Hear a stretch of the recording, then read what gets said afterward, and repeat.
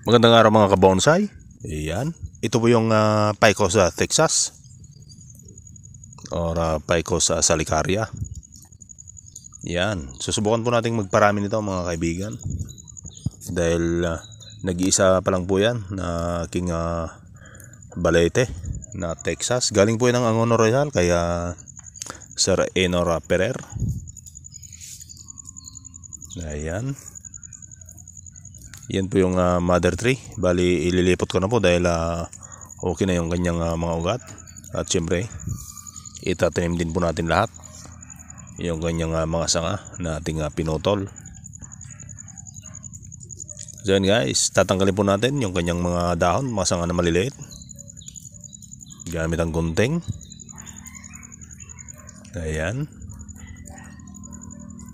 Iba-ibang sizes po yan mga kaibigan. Mayroong battery size, yung battery na ever ready dati nung araw, pintle pin size. Meron din sintaban ng sigarilyo. Ayan, meron din pong lumalabas na ugat-ugat dyan. Kaya naniniwala ko na madali na lang mabuhay yan. So hintayin natin pagkaraan ng ilang linggo kung tutubo ba yung mga mayroong pinong ugat na lumalabas.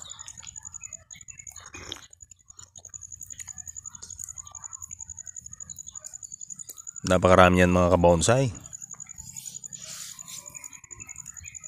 Halos 100 piraso. So sana mabuhay natin kahit yung nasa 80% lang. Ayan.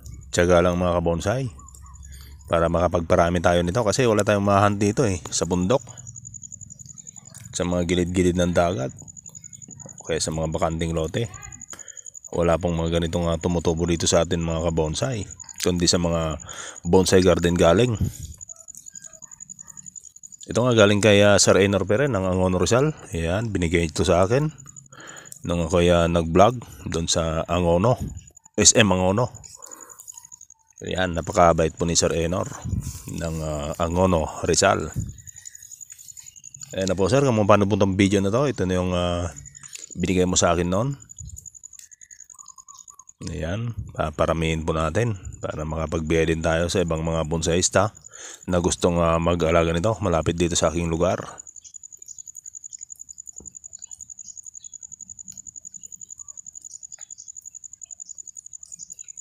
So yan mga kabonsai, tiyagaan lang. Kung hindi kaya ng gunting, yan, yung branch cutter yung gamitin po natin para hindi naman masira yung ating gunting.